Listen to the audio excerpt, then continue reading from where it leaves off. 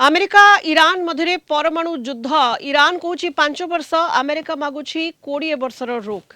America और Iran मध्य चलता परमाणु आलोचना एवं एक बड़ अचलावस्था पहुंची। मुख्य बद होछि यूरानियम समृद्धिकरण जहां परमाणु बोमा तैयारी व्यवहार हुए।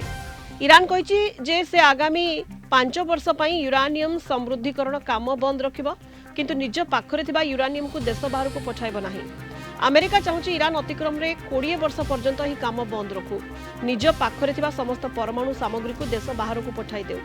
राष्ट्रपति डोनाल्ड ट्रंप ईरान 5 वर्षिया प्रस्ताव को प्रत्याख्यान करिसेंति। पाकिस्तान इस्लामाबाद रे प्राय 21 घंटा धरी दुई देश मध्य बैठक चलीथिला। एथिरे अमेरिका पक्षरु उपराष्ट्रपति जेडी वांस प्रतिनिधित्व करथिले।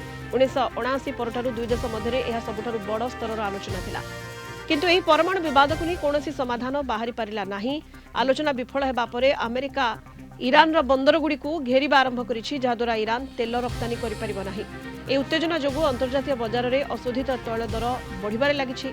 ईरान निजर परमाणु शक्ति को निजर अधिकार बोली कहउतबा बेले अमेरिका एहाको विश्व पई विपद बोली मन करुछि।